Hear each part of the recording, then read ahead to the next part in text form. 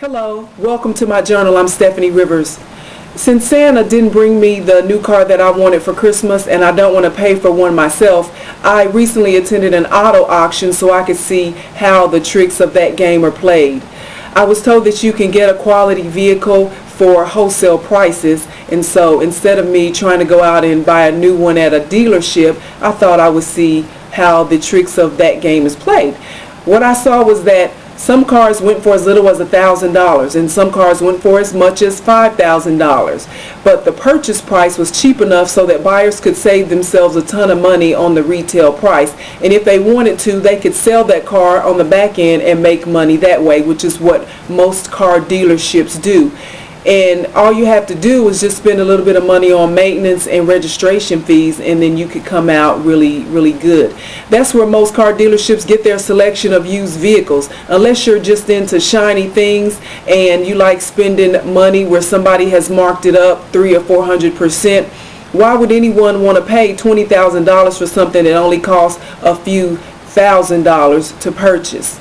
And let's not forget the interest fees that go into that.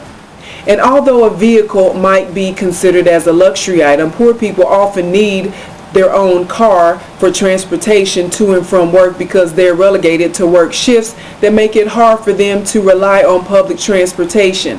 In addition to the monthly expense of a car note, statistics show that low-income car buyers pay at least 2% more than high-income car buyers. That is $2,000 more, because the point equals $1,000. So if poor people get the car at all, then they're charged for the privilege of getting that car. Insurance is another expense that costs on top of that, and sometimes your credit score determines how much you have to pay for car insurance. The price of gas and general maintenance is just high no matter who has to pay for it. In early January, I rented a car to go to work because my car was in the shop for the umpteenth time, and which is why I need a new one, but I digress. Anyway, I went to rent the car through Hotwire.com. It's a site that requires payment up front in exchange for getting better rates on rental cars and hotels and things like that. No, this is not a commercial, but anyway.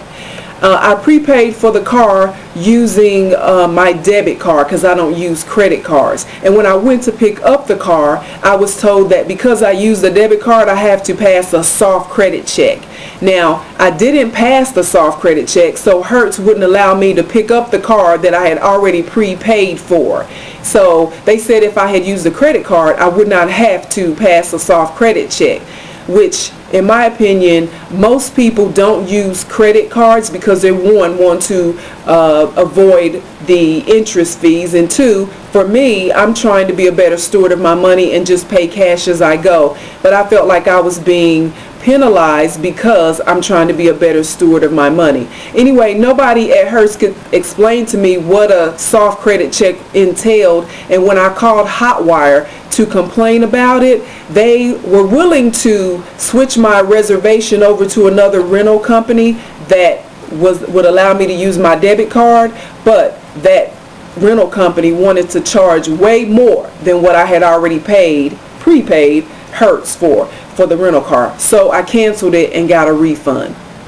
From banks that charge fees for keeping a minimum amount of money in your account, to neighborhood grocers that charge more money for food just because they can, because there's no competition, poor people are underpaid and overcharged at every turn. I feel the pinch, and I'm not even considered to be a low-income earner. It was Reverend Ike who said the best thing you can do for poor people is not to be one of them. So what I try to do is never to pay retail. I always try to use somebody else's money if their money is available instead of my own. And as far as a car is concerned, I'm going to go to an auction and get me one and never pay interest fees again. To find out more about the things that I care about, go to the written version of my journal. It's at eurweb.com. Thanks, and have a super day.